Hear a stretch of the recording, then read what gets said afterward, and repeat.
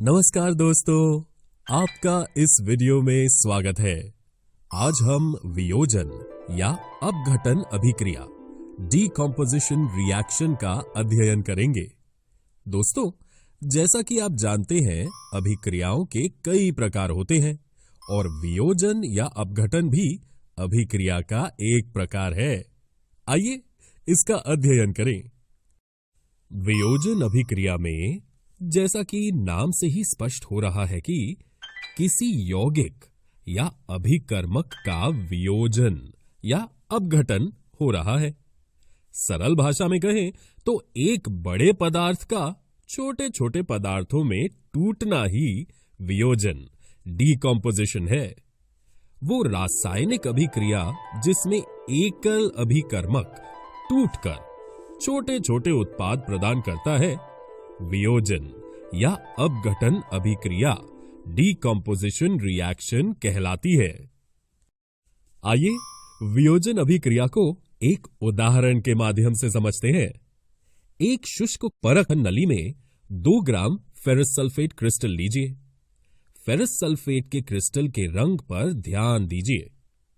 परख नली को बर्नर या स्पिरिट लैंप की ज्वाला पर गर्म कीजिए। गर्म करने के पश्चात क्रिस्टल का रंग देखिए। क्या आप देख सकते हैं कि फेरस सल्फेट के हरे रंग में परिवर्तन हुआ है?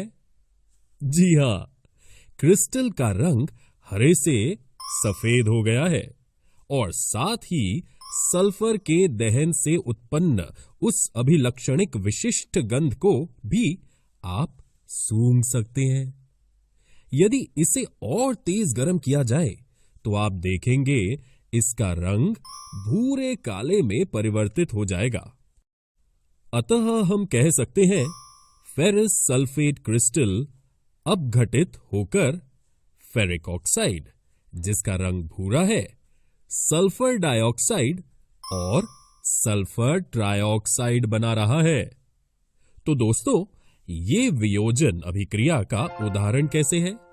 क्योंकि एक अभिकर्मक फेरस सल्फेट वियोजित होकर फेरिक ऑक्साइड, सल्फर डाइऑक्साइड और सल्फर ट्राइऑक्साइड बनाता है।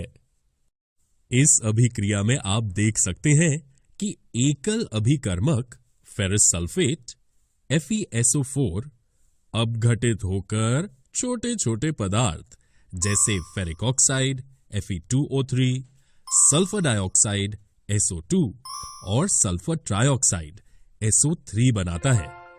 ये अपघटन या वियोजन का उदाहरण है।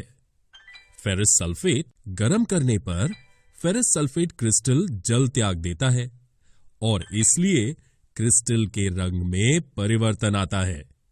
इसके उपरांत ये फेरिक ऑक्साइड, सल्फर डाइऑक्साइड तथा सल्फर ट्राइऑक्साइड में वियोजित हो जाता है।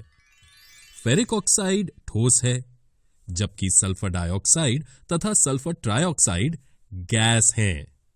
है ना ये रोचक? आइए वियोजन अभिक्रिया के एक और उदाहरण का अध्ययन करते हैं। ऊष्मा देने पर कैल्शियम कार्बोनेट का कैल्शियम ऑक्साइड तथा कार्बन डाइऑक्साइड में वियोजित होना एक प्रमुख वियोजन अभिक्रिया है, जिसका उपयोग विभिन्न उद्योगों में होता है। कैल्शियम ऑक्साइड को चूना या बुझा हुआ चूना कहते हैं। इसके अनेक उपयोगों में से एक उपयोग सीमेंट के निर्माण में होता है। ऊष्मा के द्वारा की गई वियोजन अभिक्रिया को ऊष्मीय वियोजन, थर्मल डीकम्पोजिशन कहते हैं। आइए वियोजन अभिक्रिया के एक और उदाहरण का अध्ययन करें।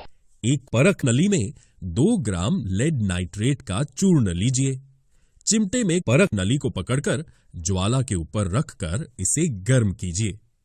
आप देखेंगे कि भूरे रंग का धुआं उत्सर्जित होता है। ये नाइट्रोजन डाइऑक्साइड NO2 का धुआं है। इसकी अभिक्रिया इस प्रकार होती है। लेड ऑक्साइड नाइट्रोजन डाइऑक्साइड और ऑक्सीजन में वियोजित हो जाता है।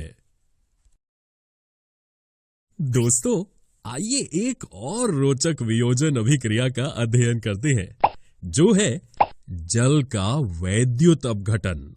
जी हां दोस्तों, जल को हाइड्रोजन और ऑक्सीजन में अपघटित किया जा सकता है।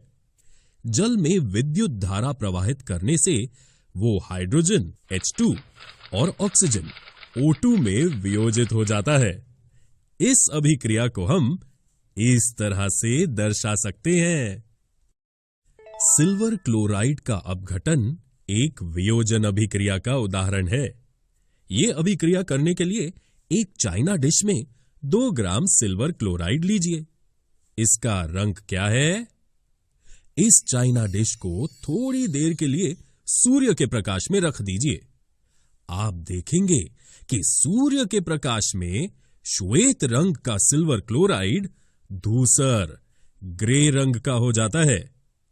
प्रकाश की उपस्थिति में सिल्वर क्लोराइड का सिल्वर तथा क्लोरीन में वियोजन के कारण ऐसा होता है। इस अभिक्रिया को हम इस तरह लिख सकते हैं। ठीक इसी प्रकार सिल्वर ब्रोमाइड भी सूर्य के प्रकाश में सिल्वर और ब्रोमीन में वियोजित हो जाता है।